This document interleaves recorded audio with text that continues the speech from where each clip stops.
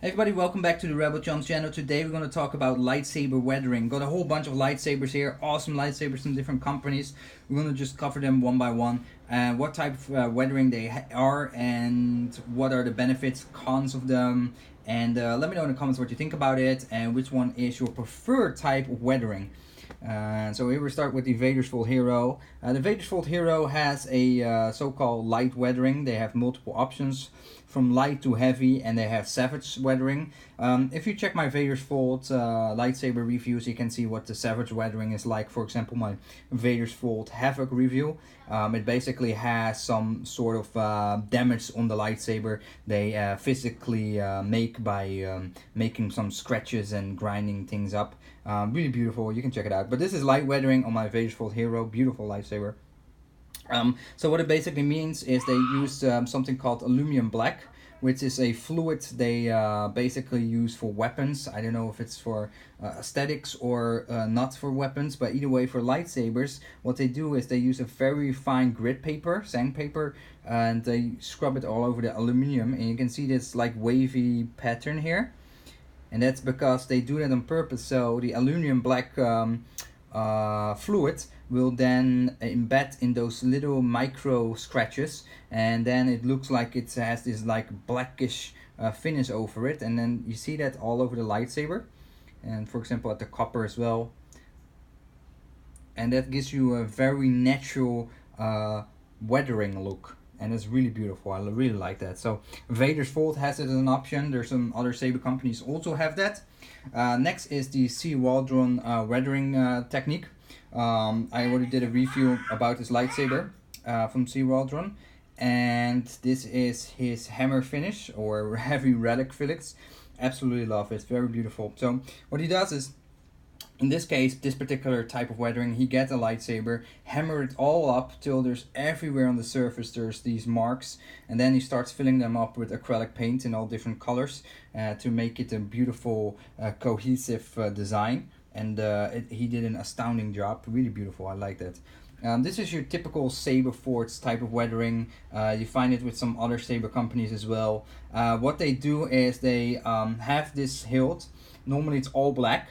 So this hilt original was all black, and then run it over on like a latte. Hopefully I said that correct. But they basically twist it over like a let's say a kind of sandpaper type of thing, and it twists and turns, and you see those circle serrations here, and that's basically how they do the weathering. Now the weathering, it to me always looks so. As you can see, the weathering was not done properly here, so you have this whole black section here, and it just doesn't look like very nice in my personal opinion. But it's reasonable, affordable, and an inexpensive type of weathering. With saber forge, you can choose it to have it weathered or not, so it's included in the price of the hilt.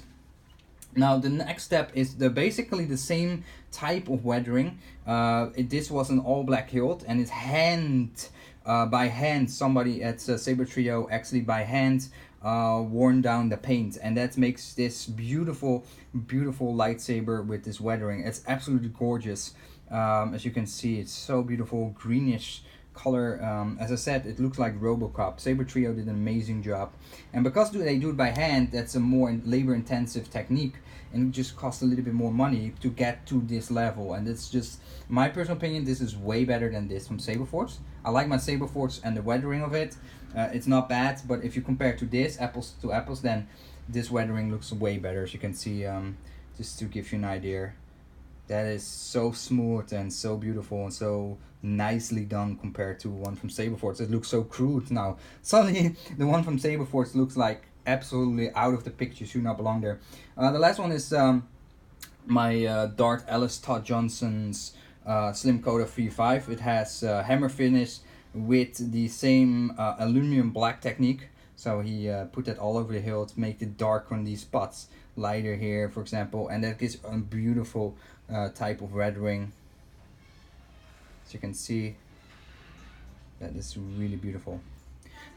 So, well, people walking outside and talking really loud. I want to know from you guys, what is your preferred type of weathering? Do you like the type of weathering that Vader's Fold uses, the aluminum black light to heavy finish? Do you like the relic finish, for example the one from C. Waldron, or you like the standard Saber Forge weathering? or the hand weathering by Saber Trio, or something that's also hand done by Todd Johnson. In these cases, somebody is physically working on your lightsaber, weathering it to a certain desired level, and that to me is personally my preference over this.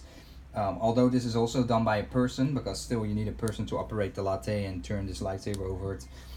It could be automated as well, but it just doesn't look very good. Because if that person holds this lightsaber a few seconds too long, like here in the middle, and it is like it's completely gone, the paint, and then it just looks a little bit weird.